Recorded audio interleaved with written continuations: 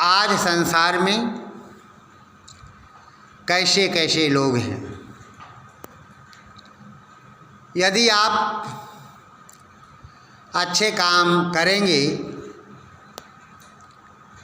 तो लोग क्या करते हैं, उन अच्छे कार्यों में बाधा पहुंचाएंगे, पहुंचाते भी हैं। जब बुरे काम करेंगे तो सज्जन लोग विरोध करेंगे, अगर अच्छा काम करेंगे दुष्ट लोग विरोध करेंगे। समझ में नहीं आता है कि संसार में कैसे कैसे लोग हैं। इसलिए कहा गया मनुष्य को अपने हिसाब से काम करना चाहिए। एक बाप और बेटे दोनों जो है एक ऊंट के साथ कहीं जा रहे थे। देखिए दुनिया में कैसे लोग होते हैं। ऊंट आगे जा रहा था, बाप बेटे दोनों पैदल जा रहे थे। जैसे ही पहला गांव में पहुँचे बाप बेटे, तो गांव के लोगों ने कहा कि गांव के कुछ दुष्ट लोगों ने कहा, देखो ये दोनों बाप बेटे पागल है, ऊंट को खाली ले जा रहा है और अपने दोनों पैदल जा रहे हैं। बाप बेटे पैदल जा रहे हैं। बेटा ने कहा, पिताजी क्या करना चाहिए? बेटा ने कहा, पिताजी क्या करना चाहिए? बाप ने कहा, बेटा क्या करना चाहिए? दुनिया में विचित्र लोग होते हैं, विभिन्न प्रकार के लोग होते हैं। कहा चलो ठीक है, जब कह रहे हैं तो हम दोनों बैठ जाते हैं। फिर बाप बेटे दोनों ऊंट पर बैठ गए। ऊंट चलने लगा, बाप बेटे दोनों उस पर बैठ गए। जब दूसरे गांव में जब ऊंट पहुंचता है तो ऊंट पर बाप बेटे को देख करके गांव के कुछ दुष्ट लोग जो हैं वो दूसरे गांव वाले बोलने लगे, देखो बाप बेटे दोनों पागल है, ऊंट पर चढ़ करके जो है ऊंट को मार देगा। फिर सोचने लगा। बेटा बोला, पिताजी क्या करना चाहिए? बाप ने कहा, तुम नीचे उतर जाओ, मुझे बैठे रहने दो। वो बैठा रहा। बेटा नीचे उतर गया।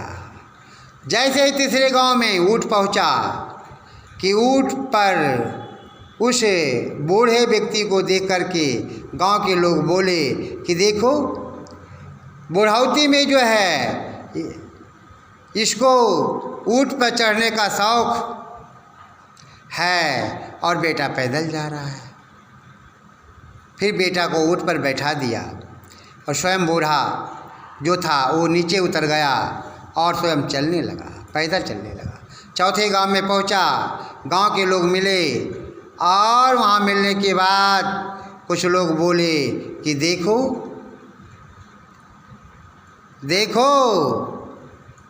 बेटा जो है ऊंट पर बैठा हुआ है, अब बाप जो है पैदल चल रहा है।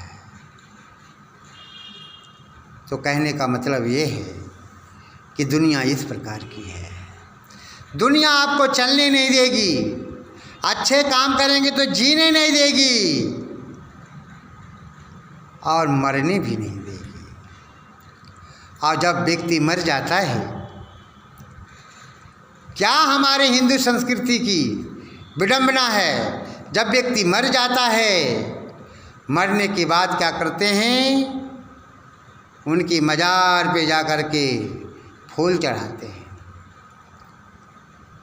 वारे दुनिया के लोगों, जब तक पिताजी जिंदा रहे तब तक उसे रोटी के लिए तरसाया, पानी के लिए तरसाया, पानी के लिए तड़पाया, दवाई के लिए तड़पाया और फिर मरने के बाद फूल से सजाते हैं। क्या जब तक जिंदा पिता है, पुत्र उसके साथ लड़ाई करता है, झगड़ा करता है, दंगा करता है और मरने के पास गंगा पहुंचाता है। क्या गंगा में पहुंचाने से क्या मोक्ष प्राप्त हो जाएगा? क्या मुक्ति मिल जाएगी? कदापि नहीं। आपने जो अपने जीवन में अच्छा कर्म किया है वही मिलेगा। पुत्र का जो कर्तव्य होता है पिता के साथ वो करना चाहिए। यदि पुत्र अपने माता पिता की सेवा नहीं करता है तो वो पुत्र कहलाने योग्य नहीं है, वो पुत्र कहलाने योग्य नहीं है। इसलिए कहा गया कि माता पिता की हमें सेवा करनी चाहिए। ये पुत्र का परम कर्तव्य होता है। यदि पुत्र ऐसा नहीं करता है तो समझिए उसे पुत्र कहलाने का कोई अधिकार ही नहीं है। पुत्र सुपुत्र कुपुत्र। पुत्र वो होता है जो साधारण होता है, जो माता पिता की कहना कभी मानता है कभी नहीं मानता है। कुपुत्र वो होता है जो मानता ही नहीं है। सुपुत्र वो होता है जो माता पिता का कहना मानता है, उसके आदर्शों पे चलता है, उनके आदर्शों पे चलता है, उनकी बातों को ध्यान से सुनता है और फिर उनकी बातों को सुनकर जो पिताजी कहते हैं वैसा वो करते हैं। ये पुत्र की परिभाषा है। राम एक आदर्श पुत्र थे। सुबह उठकर माता पिता गुरु को प्रणाम करते थे। राम का जीवन बहुत पवित्र था, उत्तम था। हमें राम जैसा पुत्र बनना चाहिए।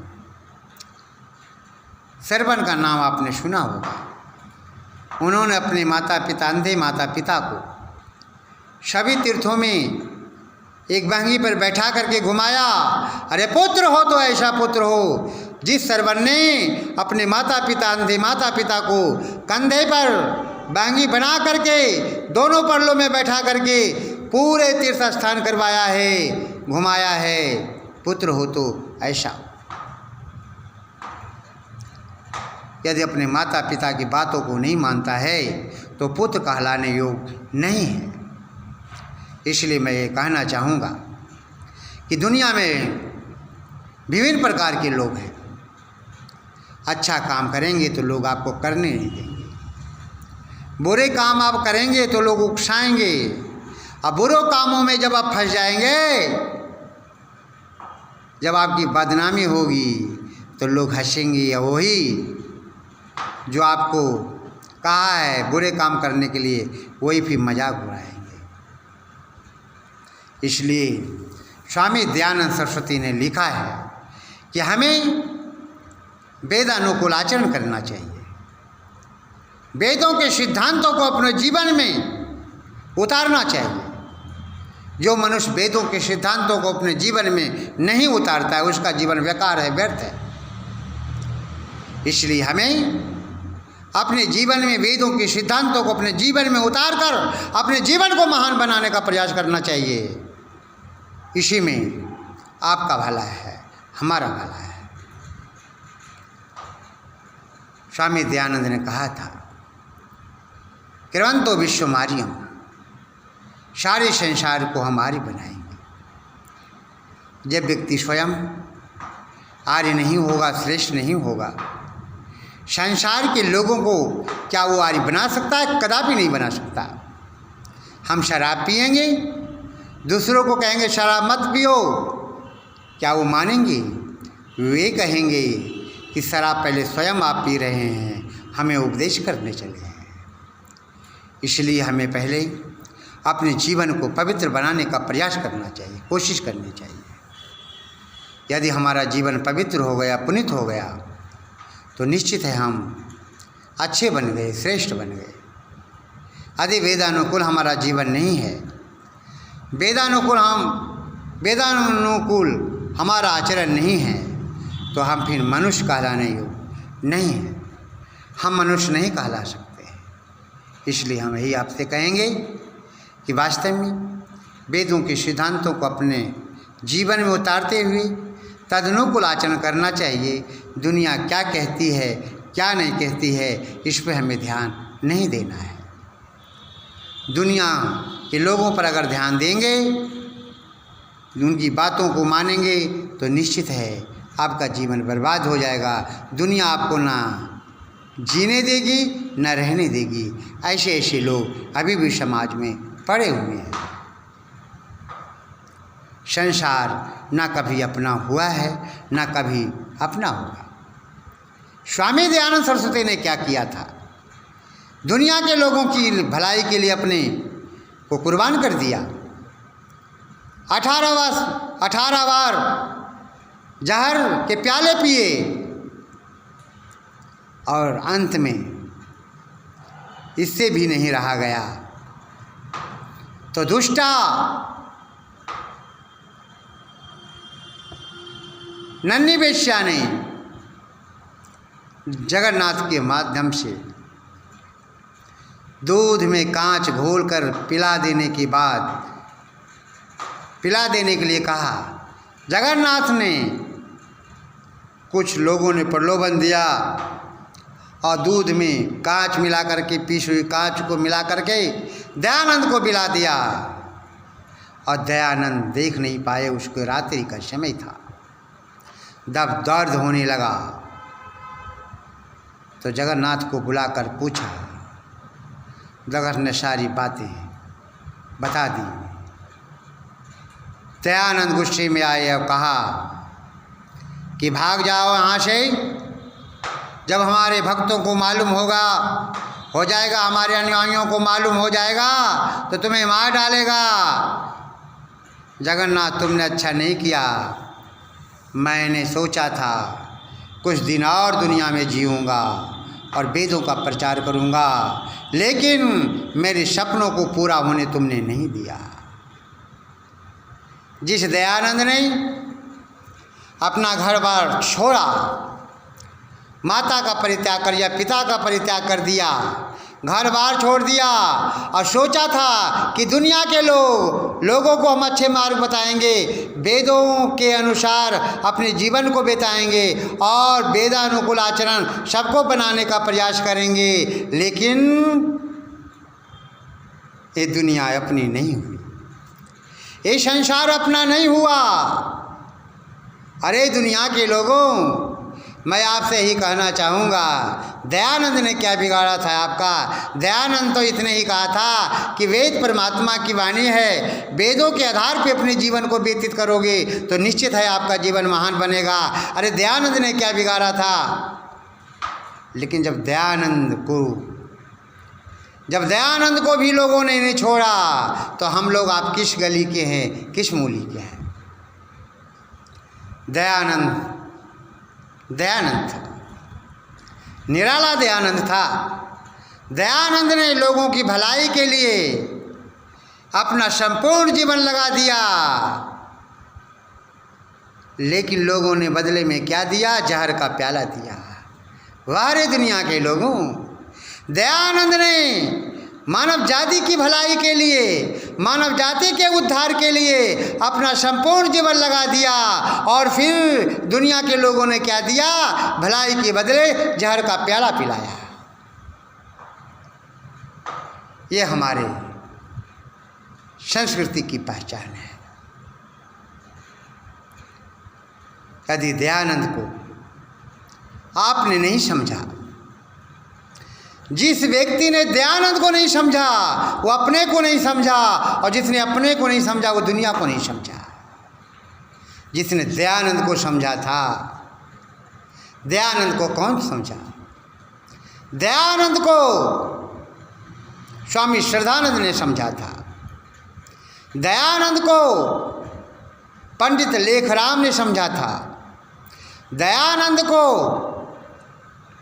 स्वामी श्रद्धानंद ने समझा था। दयानंद को पंडित लेखराम ने समझा था। दयानंद को पंडित गुरुदत्त विद्यार्थी ने समझा था। दयानंद को लाला लाजपत राय ने समझा था। दयानंद को महात्मा हंसराज ने समझा था।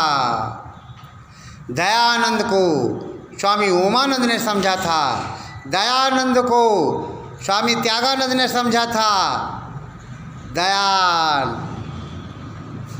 दयानंद को स्वामी आत्मानंद ने समझा था। मेरा कहने का मतलब ये है कि वास्तव में जिसने दयानंद को समझा वो तो संसार में अमर हो गया, जिसने दयानंद को नहीं समझा वह रोता रह गया। इसलिए मैं ये कहूँगा, दुनिया के लोग विचित्र प्रकार के होते हैं, ना हमें जीने देते हैं, ना स्वयं जीते हैं, केवल लोग आलोचना में लगे रहते हैं। और दयानंद ने तो अच्छे काम किए, श्रेष्ठ काम किए, लेकिन लोगों ने क्या किया कि 18 बार जो है जहर का प्याला पिलाया। इसलिए हम आप लोगों से ही कहना चाहेंगे, ओ दुनिया के लोगों, वेदानुकूल आचरण करो और अपने जीवन को महान बनाने का प्रयास करो। इति ओम।